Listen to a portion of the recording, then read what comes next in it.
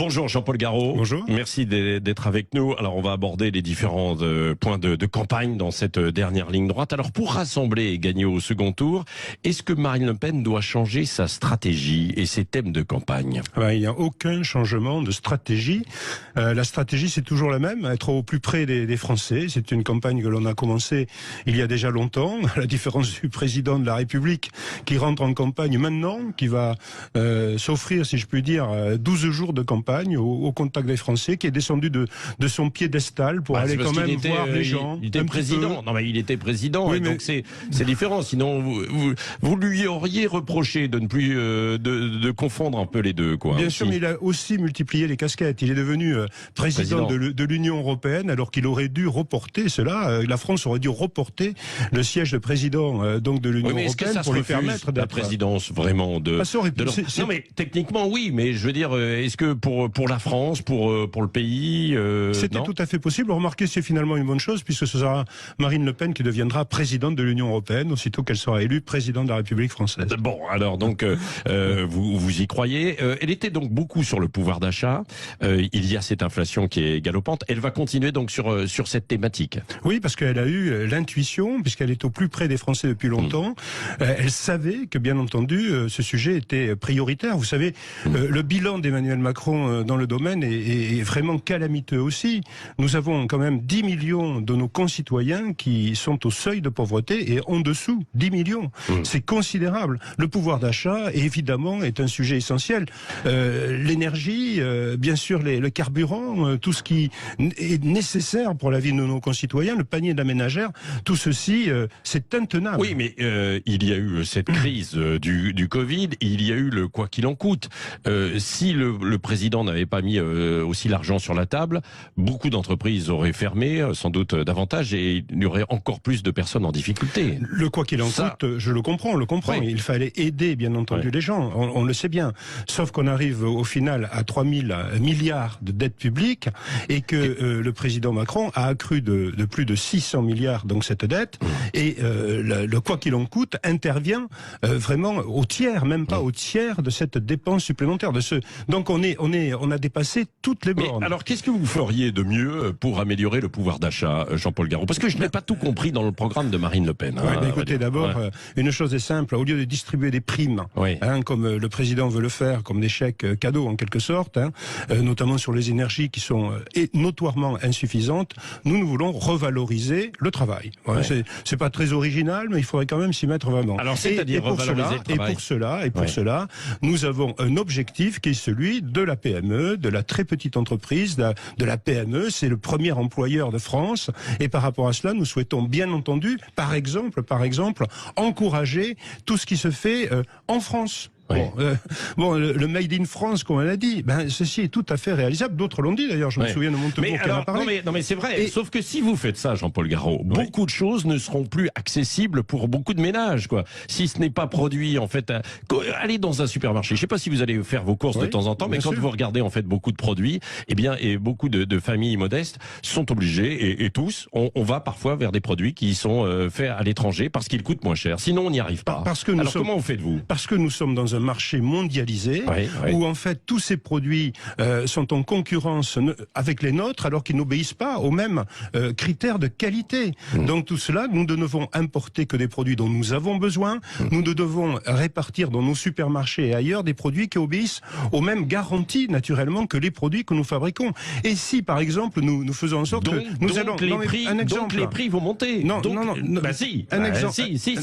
Mais Jean-Paul Garot, mais vous pouvez dire tout ce que vous voulez, mais s'il y a plus de qualité, et donc ce qui est bien, évidemment sur le papier, mais ce sera plus cher, ne l'oubliez pas. Parce que vous raisonnez dans un monde tel qu'il est. Oui. D'accord. Oui. Sauf que nous, on va le changer. On va changer cette évolution. Mais alors comment Par exemple, la commande publique. Vous savez, toutes les administrations, les collectivités territoriales, les commandes publiques, auprès, évidemment, d'un certain nombre de produits de première nécessité d'ailleurs. Nous allons donner une priorité à la commande publique pour qu'elle, cette priorité, aille vers des produits qui sont fabriqués, évidemment, en France ou dans des produits qui respectent les mêmes critères de qualité. Vous voyez, ça, c'est un point très important. Ça, on peut aller avec, par exemple, les cantines Mais combien de fois j'ai vu, j'ai vu sur le terrain des agriculteurs, des éleveurs qui ont des produits vraiment, qui même si vous voulez des circuits courts. Bon. Alors ça, excusez-moi, mais ça a aussi une influence aussi très importante sur l'écologie, parce que ne pas aller chercher des produits à l'autre bout de la planète, eh bien évidemment, ça fait par rapport à l'écologie, c'est important parce que bien entendu,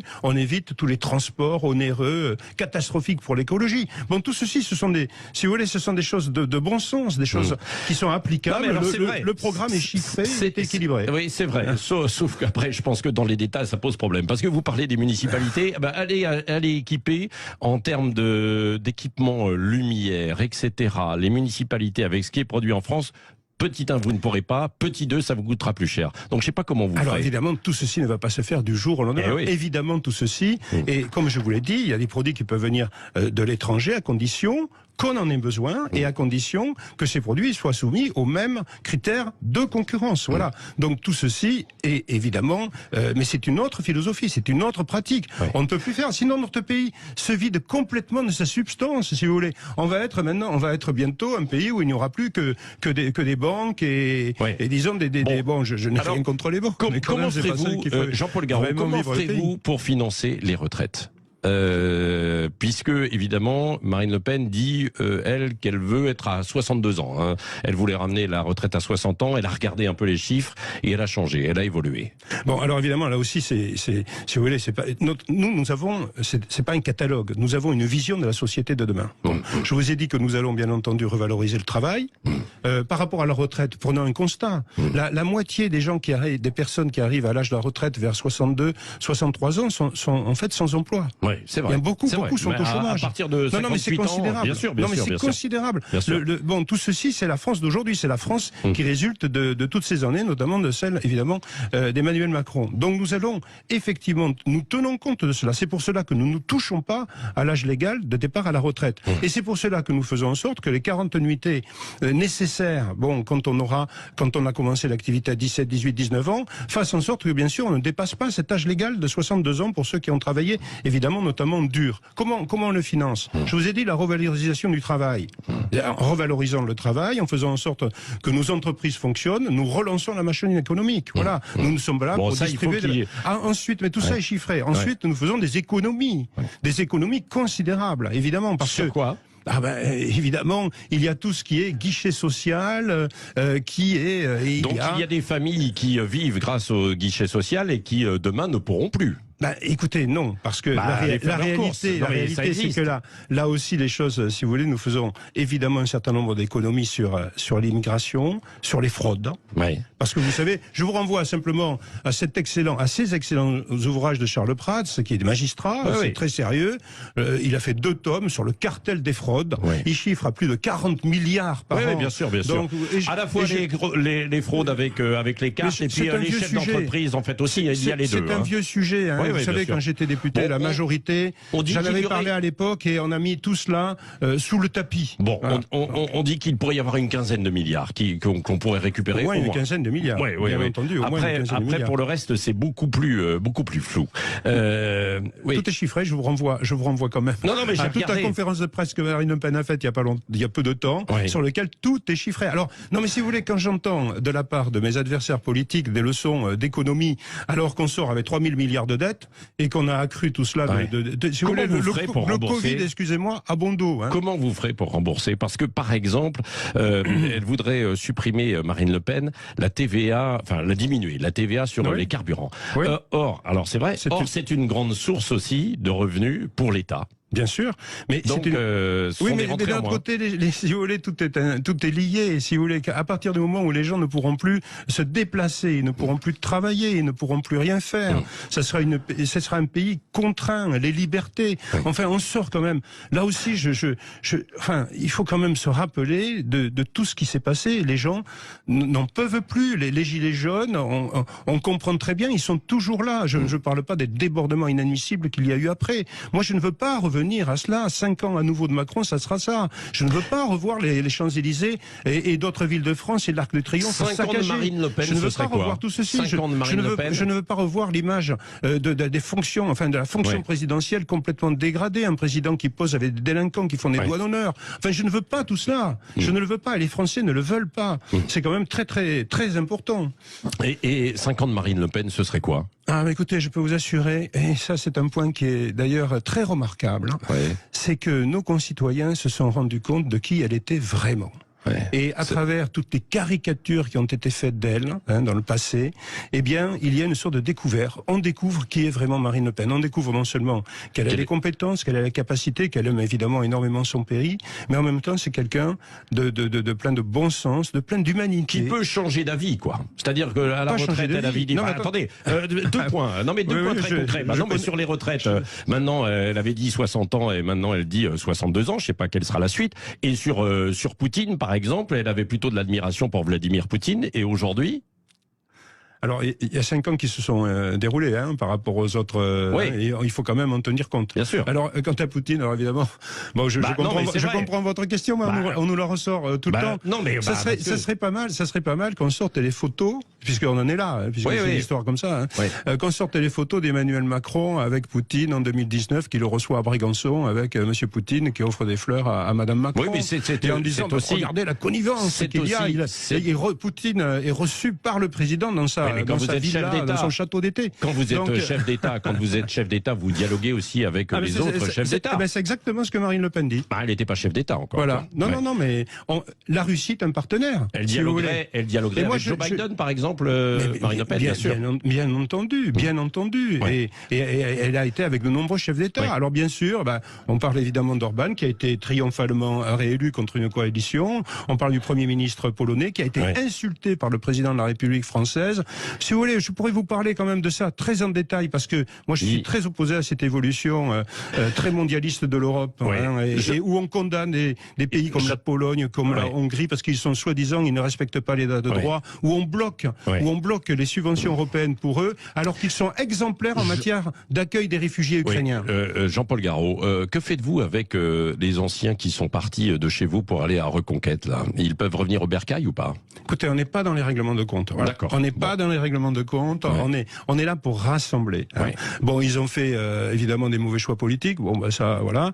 Mais d'un autre côté, moi, ce qui m'intéresse, c'est rassembler ces Français. Nous avons la possibilité de gagner cette élection présidentielle. Est-ce que rassembler, il faut quand même que les gens le sachent. S'ils vont voter, si les gens vont voter, on gagne l'élection présidentielle. Alors rassembler, c'est avec Éric Zemmour notamment. Mais c'est rassembler, c'est avec tous ceux, bien entendu, qui partagent nos idées. Si vous voulez, nous, on est dans un train, si je puis imaginer, donner cette image. Bon, eh bien, il y a des gens qui sont partis, qui voudront remonter, je ne sais pas, mais enfin, ils font quelle est leur conviction, qu'est-ce qu'ils sentent. Nous, on n'a pas à aller récupérer celui-là ou récupérer celui-là. On n'en est pas là. Nous, on avance. Et ceux qui veulent monter dans le train montent dans le train. Et Éric Zemmour pourrait faire partie d'un prochain gouvernement avec Marine Le Pen? Je pense que Marine Le Pen a dit que ce n'était pas le cas. Voilà. Je ne sais même pas si d'ailleurs lui-même. Vous seriez favorable? Non, mais moi, écoutez, je ne vais pas rentrer dans ces considérations. Il faut trouver des équipes on va pas distribuer les postes. Moi, il y a 12 jours de campagne électorale. Le 24 avril, il faut que les gens aillent voter s'ils veulent un vrai changement. Et je vous assure, moi, si vous voulez, je suis magistrat. J'étais à l'UMP, j'étais au LR. Je n'ai en aucune façon changé d'idée. Je suis là où je suis aujourd'hui. Je ne suis pas avec des extrémistes. Nous avons un bon programme. Donc, qu'ils fassent ce que j'ai fait et que mes anciens amis de LR, Éric Ciotti et d'autres, aient un peu le courage que j'ai eu. Voilà. Vous demandez, alors, il y en a qui frappent à la porte ou pas? Écoutez, non, pas vraiment. C'est pas frapper à la porte, c'est des contacts directs, indirects. Mais ça m'intéresse pas, ça nous intéresse pas. Jean-Paul Garot, alors vous êtes un ancien magistrat justement. Je suis magistrat toujours. Toujours. Mais détaché. Vous êtes, voilà, c'est ça. Vous êtes pressenti pour devenir ministre de la Justice si Marine Le Pen accède au pouvoir. J'étais étonné, dans la profession de foi, il n'y avait pas un mot sur la justice. Écoutez, c'est très étonnant parce qu'en réalité, il y a plusieurs livrets. Ouais. Il y a Mais plusieurs livrets. dans la profession de foi, je me suis dit, tiens, finalement, ce n'est pas important pour Marine Le Pen. Il y a des questions sur la sécurité, la sécurité, mais il n'y a pas sur la justice. Si vous voulez, sur la justice, l'angle sur la justice, c'est par rapport à la sécurité. Mais bien évidemment, la justice... Non, mais croyez-moi, on a tout un programme qu'on a là aussi. J'ai fait plusieurs conférences de presse avec elle. Ils disent la profession de foi. Et là, il n'y avait pas un mot. Mais c'est très complet sur le sujet, naturellement. Il y a bien sûr la sécurité. Bien sûr, moi, si vous voulez, je suis en total désaccord avec Monsieur Dupond-Moretti, qui a d'ailleurs complètement disparu des radars. Oui. On ne sait pas où il est. Bon, tant mieux, j'ose dire. Oui. Mais donc, je suis certain que si cette fonction il faudrait des recrutements. Qu'est-ce qu'il faudrait? En 2 mots, il nous reste 1 minute. Oui. En 2 mots, votre priorité justement pour la justice, parce qu'elle n'apparaît pas donc dans la profession de foi. Il y a deux aspects. Il y a 2 aspects. Il y a la justice judiciaire. Oui. Tous ces corps de magistrats, de fonctionnaires, où on est très très loin derrière, au moins la moyenne européenne. Il y a tous ces moyens. Il y a des lois de programmation, recrutement, voilà, tous ces aspects. L'institution judiciaire, la pénitentiaire, évidemment, ça c'est essentiel. C'est le premier grand pan, disons, de réforme. Toujours avec l'école de la magistrature à Bordeaux. J'en ai été le directeur adjoint. Bien sûr. Bon. Une école qui fait école, si je puis dire, dans le monde entier. Bon, après, il faut revoir un certain nombre d'enseignements, mais enfin, l'école sera maintenue. Pas question de supprimer l'ENM, comme veut le faire d'ailleurs le président Macron, qui a supprimé aussi l'ENA. Et puis il y a un autre aspect, bien entendu, qui touche non seulement l'institution, mais sur les politiques, et notamment les politiques pénales, avec où on doit mettre l'accent notamment sur les trafics de drogue, sur toute une série évidemment de fraudes et tout ce que vous voulez, qui sont absolument... Et recréer ce lien entre police, gendarmerie et justice. C'est comme ça qu'on va restaurer un grand pilier de l'État.